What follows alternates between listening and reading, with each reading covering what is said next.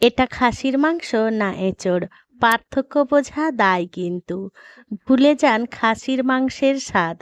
আজ রান্না হবে একদম নতুন কায়দায়, জিভে জল আনা স্বাদে এঁচোড়ের দারুণ সুস্বাদু রেসিপি, যেটা খাসির মাংসের স্বাদকেও হার মানাবে। বাজি ধরছি, এটাই এঁচোড়ের সেরা রেসিপি।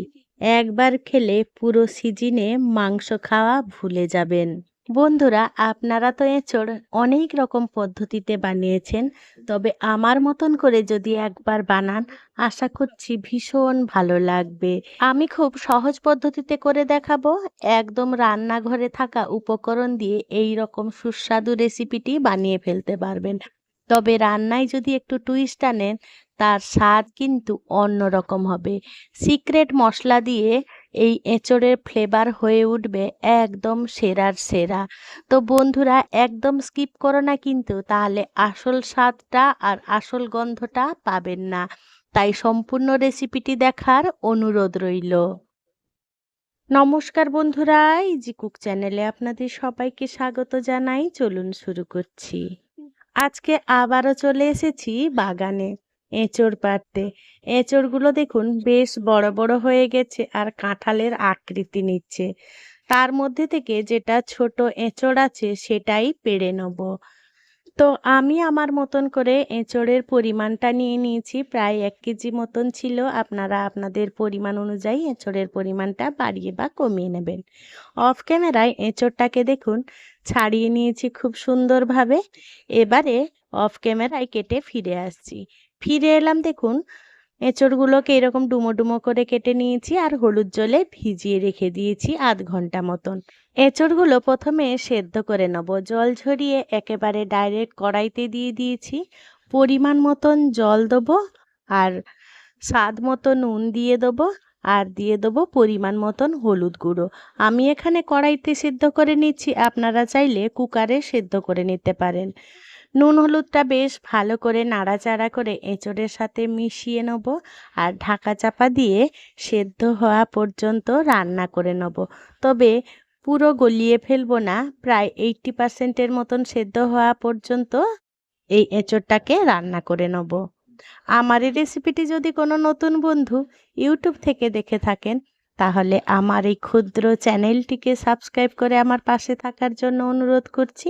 আর পাশে থাকা বেল আইকনটি অবশ্যই প্রেস করে রাখবেন। যখন আমি নিত্য নতুন কোনো রেসিপি দেবো, সবার আগে খুব সহজেই নোটিফিকেশান আপনাদের কাছে পৌঁছে যাবে। কথা বলতে বলতে এঁচোড়গুলো খুব সুন্দরভাবে সেদ্ধ হয়ে গেছে আর আমি জল ঝরিয়ে রেখে দিয়েছি। এই এঁচোড় আলুর তরকারি বানানোর জন্য 4টে মিডিয়াম সাইজের আলু নিয়ে নিয়েছিলাম। তাতে এরকম ছাড়িয়ে এরকম ডুমো ডুমো করে কেটে নিয়েছি। এটাকে সাইডে রেখে দিলাম। এবারে চলুন রান্নার জন্য গ্যাসের কাছে চলে এলাম। গ্যাসে কড়াই বসিয়ে দিলাম। কড়াইটা বেশ গরম হয়ে গেলে তাতে পরিমাণ মতন রিফাইন্ড অয়েল দিয়ে দেবো। তেলটা গরম হয়ে গেলে সামান্য নুন আর অল্প একটু হলুদ গুঁড়ো দিয়ে প্রথমেই আলুগুলোকে ভেজে নেব। আজকে রান্নাটা লোহার কড়াইতে করছি, তাতে আমাদের খাসির মাংসর স্বাদটা আসবে। তবে এই রান্নাটার জন্য কড়াই কোনো ম্যাটার করে না। আপনাদের হাতের কাছে যে কড়াই থাকবে সেই কড়াইতে রান্না করে নিতে পারেন। তবে পরিবারের সবার শরীর স্বাস্থ্যের কথা চিন্তা করে আমি অ্যালুমিনিয়াম কড়াইটা এখন অ্যাভয়েড করে চলছি। তো দেখুন ঢাকা চাপা দিয়ে আলুগুলো সুন্দর করে ভেজে নিয়েছি লাল লাল করে। এবারে আলু ভাজাগুলো তেল ঝরিয়ে তুলে নেব আর ওই তেলের মধ্যে সেদ্ধ করে রাখা এঁচোড়গুলো দিয়ে দেবো। এঁচোড়গুলোকে মিনিট খানেকের মতন তেলের মধ্যে একটু নাড়াচাড়া করে নেব। তারপরে দিয়ে দেবো 1 চামচ কাশ্মীরি লাল লঙ্কা গুঁড়ো আর দিয়ে দেবো স্বাদ মতো নুন। যেহেতু আগেও নুন দিয়ে এঁচোড়টা সেদ্ধ করেছি, তো নুনের জলটা বেরিয়ে গেছে, তাই এখানে নুন আর এই কাশ্মীরি লঙ্কা গুঁড়োটা দিয়ে অবশ্যই এঁচোড়গুলো ভাজা করে নেবেন। লঙ্কা গুঁড়োটা একেবারে এই পর্যায়ে কিন্তু স্কিপ করবেন না। এঁচোড়টা এদিকে ভাজা হতে থাক, অন্যদিকে চলুন একটা মশলা বানিয়ে নিই। তার জন্য মিক্সি গ্রাইন্ডার জার নিয়ে নিয়েছি। 3টে মিডিয়াম সাইজের পেঁয়াজগুলোকে রাফলি চপ করে নিয়েছি। সেগুলোকে একটা দারদারা টাইপের পেস্ট করে নেব। একেবারে মিহি পেস্ট করব না কিন্তু, তাতে খুব ভালো স্বাদ আসবে না। দেখুন ঠিক এইভাবে করে নিয়েছি। আর এদিকে আমার এঁচড়গুলো দেখুন খুব সুন্দরভাবে লাল লাল করে ভাজা হয়ে এসেছে। এঁচড়ের স্বাদ ভালো আনার জন্য কিন্তু সিক্রেট হচ্ছে এঁচড় আর আলুটাকে খুব সুন্দরভাবে ভাজা করে নিতে হবে। তাই এই স্টেপটা অবশ্যই ফলো করবেন। এঁচড়গুলো তুলে রেখে ওই কড়াইতে তেল দিয়ে দেবো প্রায় 3 টেবিল স্পুনের মতন সর্ষের তেল। এই রান্নাটা অবশ্যই সর্ষের তেলে করব। তেলের মধ্যে দিয়ে দেবো 1 চামচ চিনি। চিনিটা দিলে তরকারি কালারটা বেশ সুন্দর আসবে। তাই চিনিটা ক্যারামেল হওয়া পর্যন্ত অপেক্ষা করব। দেখুন ঠিক চিনিটা এইভাবে উপরের দিকে উঠে এলে ফোড়নে দিয়ে দেবো 1 চামচ গোটা জিরে, এলাচ আর দারুচিনি। এই ফোড়ন থেকে সুন্দর একটা মিষ্টি গন্ধ বেরোলে হাফ পেঁয়াজ আমি কুচি করে রেখেছিলাম, সেই পেঁয়াজটা দিয়ে দেবো। পেঁয়াজটা একটু নাড়াচাড়া করে একটু ভাজা করে নেব। তবে এই কুচনো পেঁয়াজটা খুব বেশি ভাজা করার দরকার নেই। জাস্ট একটু কালার চেঞ্জ হয়ে যাবে, সেই রকমই ভাজা করে নিতে হবে। এবারে পেস্ট করে রাখা পেঁয়াজটা দিয়ে দেবো। পেঁয়াজটা দেওয়া হয়ে গেলে বেশ ভালো করে পেঁয়াজটা কষাতে হবে। যে কোনো রান্নার যদি দারুণ স্বাদ আনতে চান তাহলে অবশ্যই ধৈর্য ধরে মশলাগুলো কষাতে হবে। একেবারে লো টু মিডিয়াম আছে, তাহলে তরকারির স্বাদ কিন্তু দ্বিগুণ বেড়ে যায়। তাই ধৈর্য ধরে আমাদের মশলাটাকে কষিয়ে নিতে হবে।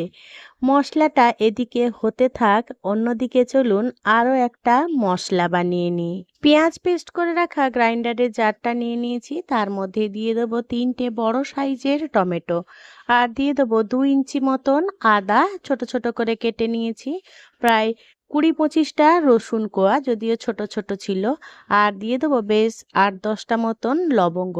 এই সমস্ত উপকরণের একটা ফাইন পেস্ট বানিয়ে নিতে হবে। এখানে সিক্রেট হলো লবঙ্গ কোনোদিন কি পেস্ট করে দিয়েছেন? দিয়ে একবার খেয়ে দেখবেন। এদিকে পেঁয়াজটা বেশ কাঁচা গন্ধ ছেড়ে দিয়েছে আর দেখুন তেলও ছেড়ে দিয়েছে। এই পর্যায়ে দিয়ে দেবো হলুদ গুঁড়ো পরিমাণ মতন, আর দিয়ে দেবো আবারও 1 চামচের মতন কাশ্মীরি লাল লঙ্কা গুঁড়ো। দিয়ে বেশ ভালো করে নাড়াচাড়া করে একটু মিশিয়ে নেব। এই পর্যায়ে কিন্তু কোনো রকম জল ব্যবহার করিনি। ঝালটা অবশ্য আপনাদের স্বাদের মতন আপনারা বাড়িয়ে বা কমিয়ে নিতে পারেন। এবারে পেস্ট করে রাখা মশলাটা এবারে দিয়ে দেবো। দিয়ে বেশ ভালো করে নাড়াচাড়া করে আবারও কষিয়ে নেব। যতক্ষণ না মশলাটার গা থেকে তেল রিলিজ হচ্ছে ততক্ষণ কিন্তু সমানেই নাড়াচাড়া করে আমাদের এই মশলাটাকে কষিয়ে নিতে হবে। অবশ্য গ্যাসের ফ্লেম লো টু মিডিয়াম আঁচে রেখে এই কাজটা করব। এবারে দিয়ে দেবো একটা তেজপাতা, আর সামান্য একটু মিক্সির গ্রাইন্ডার জারটা ধুয়ে জল দিয়ে দিলাম। এই মিক্সি ধোয়া জলটা অবশ্য এই পেঁয়াজ থেকে তেল ছেড়ে আসার পরেই দিতে হবে, তাহলে মশলাটা খুব ভালো হবে। এদিকে চলুন আমি আরও একটা মশলা বানিয়ে নিই। তার জন্য ছোট্ট 1 বাটি দই নিয়ে নিয়েছি, এই 4 টেবিল স্পুনের মতন হবে। তাতে দিয়ে দেবো 1.5 চামচের মতন জিরে গুঁড়ো আর 2 চামচের মতন ধনিয়া গুঁড়ো। দিয়ে এই সমস্ত উপকরণ বেশ ভালো করে মিশিয়ে নেব দইটার সাথে। জানেন তো বন্ধুরা, লঙ্কা গুঁড়োটা দিতে ভুলে গেছিলাম, তাই লঙ্কা গুঁড়োটা পরে দিয়ে দইটাকে বেশ ভালো করে মিশিয়ে নেব। এই মশলাগুলো যদি মিশিয়ে দইটা দেন তাহলে দইটা একেবারে কেটে যাবে না। ঝালটা আগেও বলেছি আপনাদের স্বাদের উপর নির্ভর করে দিয়ে দেবেন। এখানে আমি 1 চামচ ঝাল লঙ্কা গুঁড়ো দিলাম। দিয়ে বেশ ভালো করে দইটার সাথে ফেটিয়ে নেব। ভালো করে ফেটানো হয়ে গেলে এদিকে কিন্তু মশলাটা দেখুন অনেকটাই তেল রিলিজ করে দিয়েছে। এবারে এই দইটা মশলার উপরে ঢেলে দেবো। ঢেলে আবারও কষাতে শুরু করব। যতক্ষণ না তেল রিলিজ হচ্ছে ততক্ষণ। এই দই দেওয়ার সময় অবশ্যই মনে করে গ্যাসের ফ্লেম একেবারে লোতে রাখবেন। জানেন তো বন্ধুরা, এই তরকারিটা আরও একটা সিক্রেট মশলা আছে। সাথে থাকুন, দেখতে থাকুন। এই গরমের দিনে ভীষণই উপকারী টক দই, যেটা আমাদের শরীরের জন্য ভীষণই উপকার। এর আগের ভিডিওতে দেয়া আছে, আপনারা চাইলে সেই রেসিপিটি আমার চ্যানেল ভিজিট করে দেখে নিতে পারেন।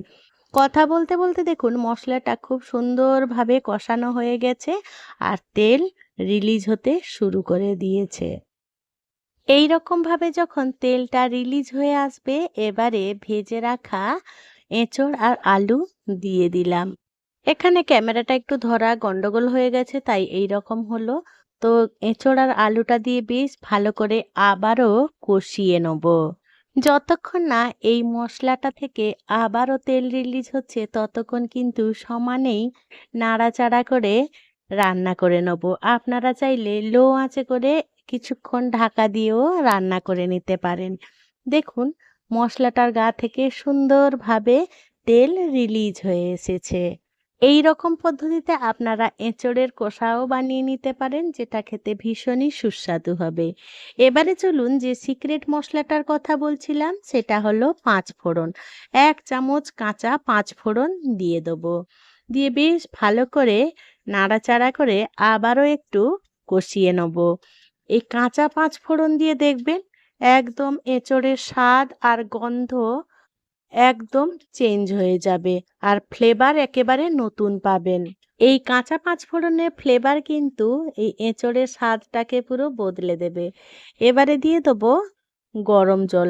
আমি না কিছুটা এঁচড়ের কষা তুলে রেখেছিলাম আর বাকি এঁচড়ের গরম জল দিয়ে দিলাম। অবশ্যই গরম জল দেবেন, তবে এই তরকারিটা খুব বেশি ঝোল ঝোল ভালো লাগবে না, আবার খুব বেশি মাখো মাখো ভালো লাগবে না।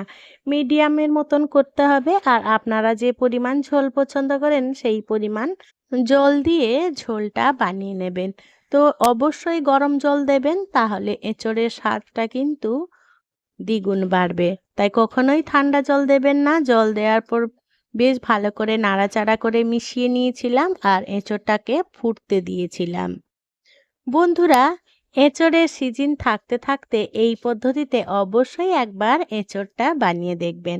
আর আমার মতন করে যদি বানিয়ে থাকেন, অবশ্যই কমেন্ট করে জানিয়ে যাবেন খেয়ে আপনাদের আজকের এঁচড়ের রেসিপিটি কেমন লাগলো।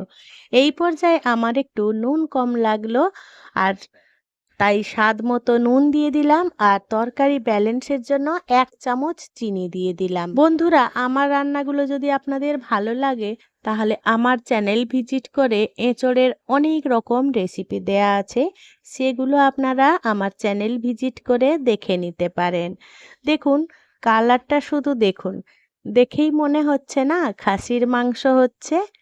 এই রকম যদি কষিয়ে কষিয়ে আর যত্ন সহকারে রান্না করা হয়, তাহলে সাধারণ গাছ পাঁঠা দিয়েও তৈরি হয়ে যায় দারুণ সুস্বাদু ও লোভনীয় রান্না, যেটা খাসির মাংসের স্বাদকেও হার মানায়। এই এঁচোড় আলু তরকারিটা এঁচোড় আর আলু খুব সুন্দরভাবে সেদ্ধ হওয়া পর্যন্ত রান্না করে নিতে হবে। আমারও এঁচোড় আলু খুব সুন্দরভাবে সেদ্ধ হয়ে গেছে। এই পর্যায়ে গরম মশলা গুঁড়ো দেবো আর ১ চামচ মতন ঘি উপর থেকে ছড়িয়ে দেবো। ঘি আর গরম মশলাটাকে বেশ ভালো করে নাড়াচাড়া করে সমস্ত তরকারিটার সাথে মিশিয়ে নেবো আর ঢাকা চাপা দিয়ে রেখে দেবো স্ট্যান্ডিং টাইমের মতন। বন্ধুরা, আজকে আমার এই এঁচড়ের রেসিপিটি আপনাদের কেমন লাগলো সেটা কিন্তু কমেন্টে জানাতে একেবারেই ভুলবেন না। যদি কোনো অংশে একটুও ভালো লেগে থাকে, তাহলে ছোট্ট একটা লাইক করে দেবেন। আপনাদের এই ছোট্ট ছোট্ট লাইক আর হাইপগুলো আমাকে অনেক অনেক ইন্সপায়ার করে নিত্য নতুন রেসিপি বানানোর জন্য। আর যদি খুব বেশি ভালো লেগে থাকে, বন্ধু বান্ধব কিংবা প্রিয়জনদের সাথে শেয়ার করে তাদেরও দেখার সুযোগ করে দেবেন। স্ট্যান্ডিং টাইমের পর ফিরে এলাম, দেখুন এঁচোড়টা কত সুন্দর আর কতটা লোভনীয় হয়েছে দেখতে।